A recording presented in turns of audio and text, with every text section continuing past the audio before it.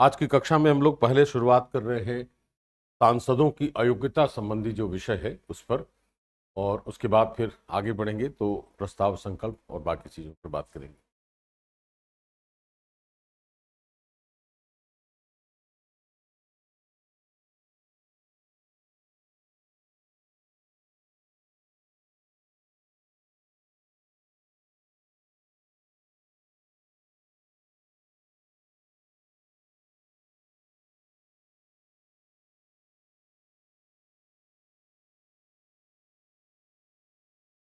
विधायिका के सदस्यों की अयोग्यता का विषय है यह, और इसका जो संवैधानिक प्रावधान है और कानूनी प्रावधान है उसकी भी बात कर रहे हैं हम लोग।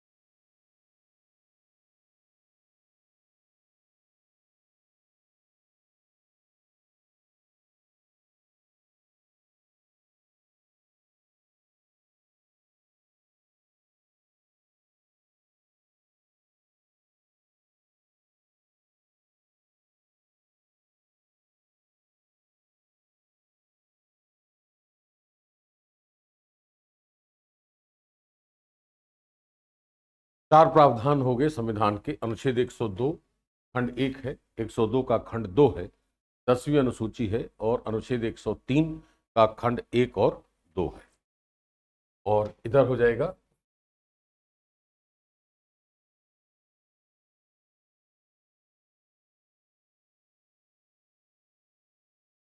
जनप्रतिनिधित्व अधिनियम 1951। तो दोनों तरह के प्रावधान हो गए, एक संविधान में जो लिखा है स्पष्ट रूप से, और दूसरा जो कानून में। संविधानेतर भी कह सकते हैं इसको। विधायिक विधिक प्रावधान जो है संविधानेतर है, संविधान के बाहर है। अब इस पर विचार करने के पहले एक चीज जो इसमें बहुत महत्वपूर्ण है, बारीक है, उस पर मैं चर्चा कर दे रहा हूं कि जो सांसदों को अयोग्य घोषित करने वाला प्रावधान है, what exactly is the significance, उसका महत्व क्या है या उसकी विशिष्टता क्या है, उस पर हम लोग पहले बात कर लेते हैं। दो तरीके से इसको देख सकते हैं। एक उसका राजनीतिक पक्ष तो है ही, दूसरा एक पक्ष नैतिक है, एथिकल एस्पेक्ट भी है उसका, कि अगर मान लिया अगर कोई संसद सदस्य या विधायिका का सदस्य कार्यपालिका के किसी लाभ के पद पर है तो वह अयोग्य घोषित हो जाएगा। यह लिखा है अनुच्छेद 102 के खंड 1 में कि लाभ का पद धारण करने पर वह अयोग्य घोषित होगा। यह लाभ का पद कार्यपालिका का है। आगे चर्चा करते हैं कि लाभ का पद क्या है और कैसे परिभाषित होता है। ऐसा क्यों किया हमने, यह प्रश्न हमारे सामने है, जिसका उत्तर इस पूरे प्रावधान का महत्व बताएगा। पहली बात यह है कि जो नैतिक दृष्टि से अगर देखें तो जिसको हमने विधायिका में भेजा है निर्वाचित करके, वह जो सदस्य है वह सदस्य अपने कर्तव्य के प्रति निष्ठावान हो। यह संसदीय शासन व्यवस्था का मूल तत्व है कि कोई भी सदस्य है जो जनता का प्रतिनिधि है, वह अगर संसद में या विधायिका में है तो उसने जो भी बात कही है वह जनता की बात है, वह जनता के स्वतंत्र विचारों की अभिव्यक्ति है, जो लोकतंत्र का मूल मंत्र भी है या मूल तत्व भी है।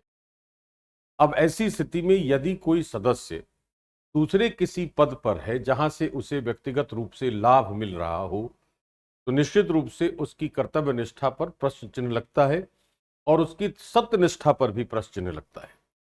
सत्यनिष्ठा क्या हुई कि वह विधि सम्मत कार्य करे, कानून के दायरे में रहकर कार्य करे। तो कानून यह कह रहा है कि आप जनता का प्रतिनिधित्व कर रहे हैं और जनता के स्वतंत्र विचारों की अभिव्यक्ति करना आपका दायित्व है, संवैधानिक भी और नैतिक भी।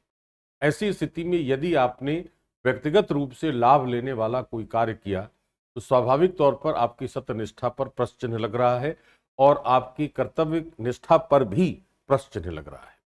एक बात तो यह आती है नैतिकता से संबंधित, इसलिए शायद हमने यह प्रावधान करके उसकी अयोग्यता का विषय सामने रखा है।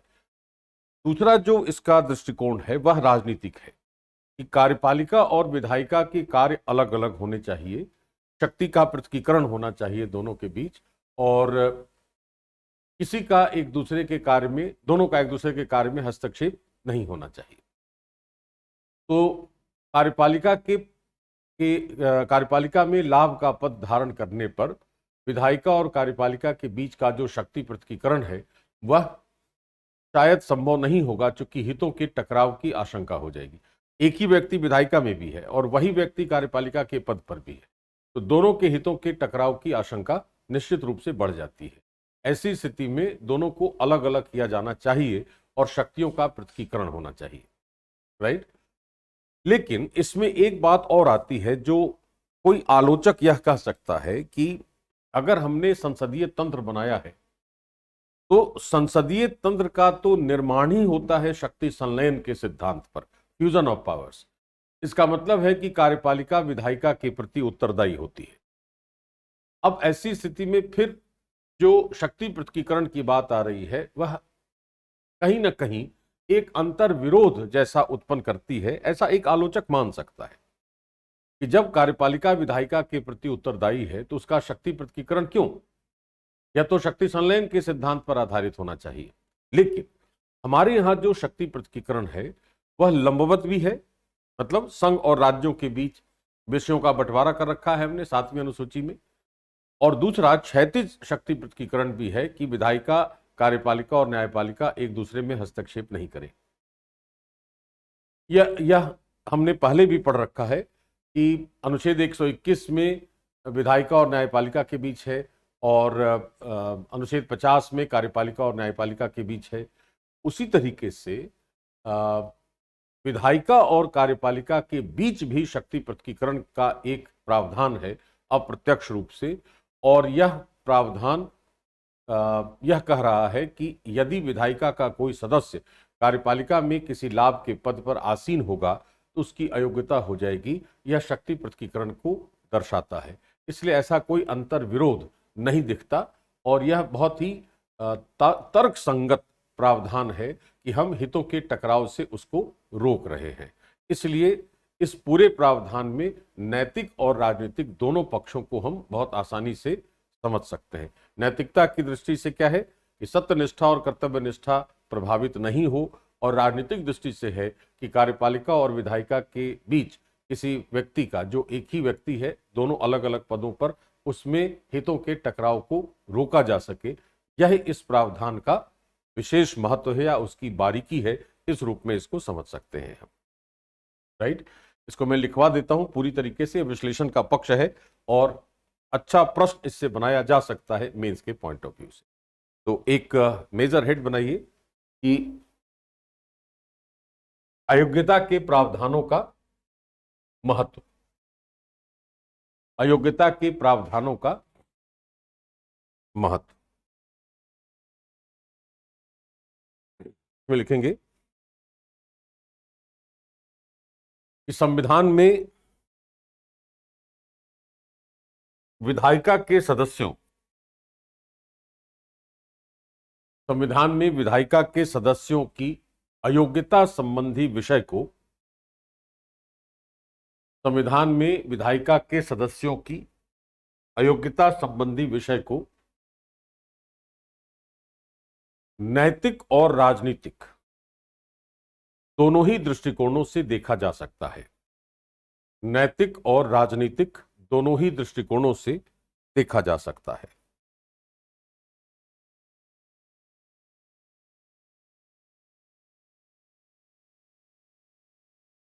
अनुच्छेद 102 खंड 2, अनुच्छेद 102 खंड 2 और 10वीं अनुसूची में, 10वीं अनुसूची में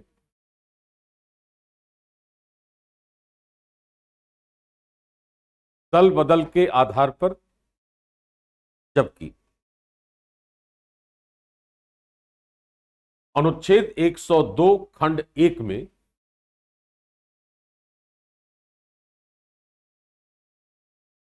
विधायिका के किसी सदस्य द्वारा विधायिका के किसी सदस्य द्वारा लाभ का पद धारण करने के आधार पर, लाभ का पद धारण करने के आधार पर उसे अयोग्य घोषित करने का प्रावधान, उसे अयोग्य घोषित करने का प्रावधान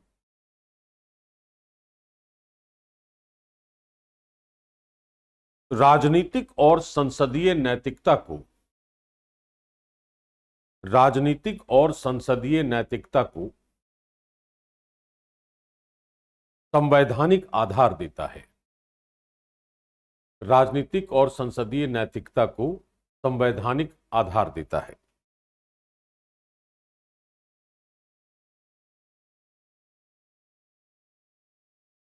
विधायिका का सदस्य जनप्रतिनिधि होने के कारण, विधायिका का सदस्य जनप्रतिनिधि होने के कारण सदन में जनता के स्वतंत्र विचारों की, सदन में जनता के स्वतंत्र विचारों की अभिव्यक्ति के लिए उत्तरदायी है।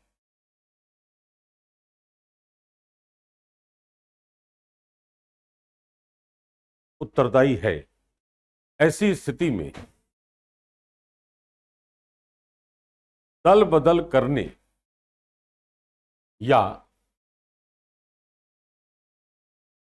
लाभ का पद धारण करने पर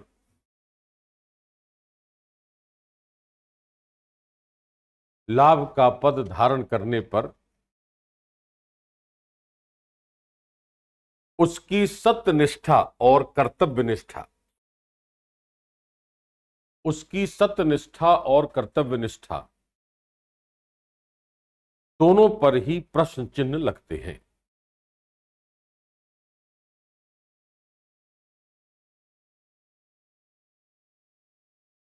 इसी नैतिकता के आधार पर, इसी नैतिकता के आधार पर अयोग्यता का उल्लेख किया गया है। इसी नैतिकता के आधार पर अयोग्यता का उल्लेख किया गया है। ठीक है, कारा कीजिए। दूसरी ओर राजनीतिक दृष्टिकोण से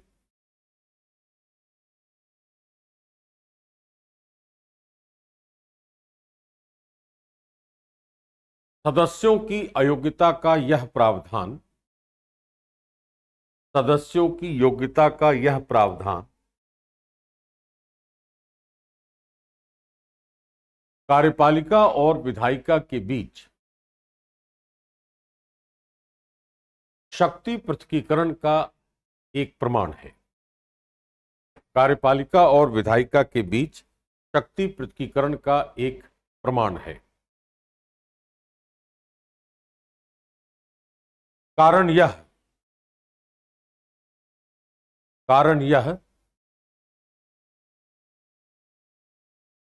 कि विधायिका के किसी सदस्य द्वारा, विधायिका के किसी सदस्य द्वारा कार्यपालिका के अधीन, विधायिका के किसी सदस्य द्वारा कार्यपालिका के अधीन लाभ का कोई पद धारण करने पर, लाभ का कोई पद धारण करने पर हितों के टकराव की आशंका होगी, हितों के टकराव की आशंका होगी। इसी कारण सदस्य को अयोग्य घोषित करने का उल्लेख है।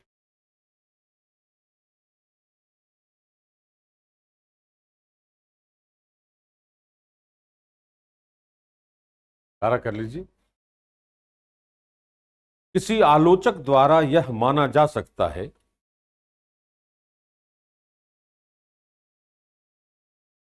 कि संसदीय शासन तंत्रों का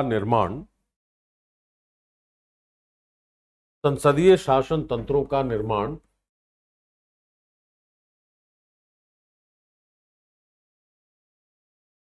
शक्ति संलयन के सिद्धांत पर होता है, जिसमें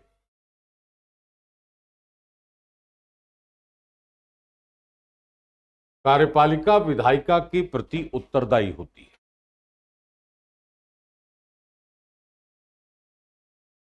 कार्यपालिका के प्रति विधायिका के प्रति उत्तरदायी होती है। ब्रैकेट में लिखेंगे अनुच्छेद 75(3), जहां यह क्या लिखा है कि मंत्रिपरिषद सामूहिक रूप से लोकसभा के प्रति उत्तरदायी होगी। ऐसी स्थिति में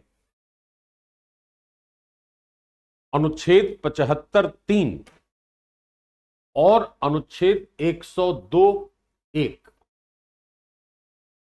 के बीच एक अंतर विरोध विद्यमान है।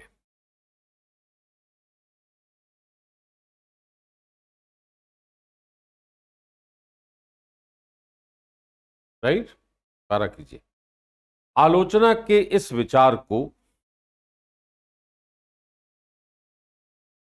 तर्कसंगत नहीं कहा जाना चाहिए।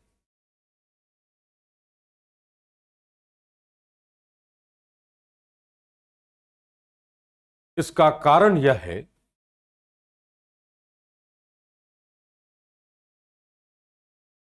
कि शक्ति संलयन के सिद्धांत के आधार पर या शक्ति संलयन के सिद्धांत द्वारा कार्यपालिका को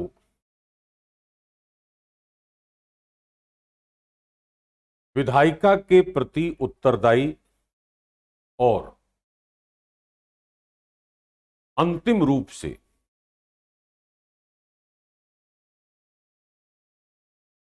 जनता के प्रति जवाबदेह बनाया गया है।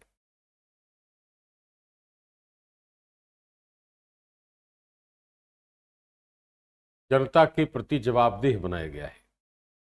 दूसरी ओर अनुच्छेद 102(1) में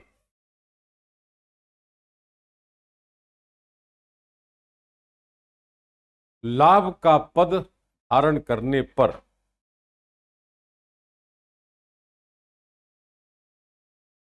अयोग्यता के प्रावधान से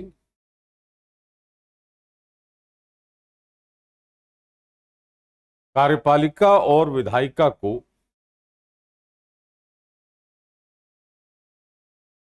शक्ति पृथकीकरण के सिद्धांत द्वारा परस्पर हस्तक्षेप से बचाया गया है। परस्पर हस्तक्षेप से बचाया गया है। ये पूरी व्याख्या है जो क्यों हम इसको ऐसी अयोग्यता का प्रावधान रखते हैं। तो संसदीय नैतिकता आपके पेपर 4 में भी पूछी जा सकती है। राजनीतिक और संसदीय नैतिकता भारत में कहाँ है, क्या उसका कोई संवैधानिक आधार है? तो एक आधार यह भी है, आधार तो बहुत है संविधान में, एक आधार यह भी है और बहुत महत्वपूर्ण आधार है। अगर ऐसा पूछा जाए कि सदस्यों की योग्यता संबंधी प्रावधानों का महत्व क्या है राज्य व्यवस्था में, यह भी पूछा जा सकता है ना। शक्ति पृथकीकरण और शक्ति संलयन के बीच भारत के संविधान में एक संतुलन स्थापित है। इसको उदाहरणों से अगर सिद्ध करना है तो उसका एक उदाहरण भी यहाँ स्पष्ट रूप से हम देख सकते हैं।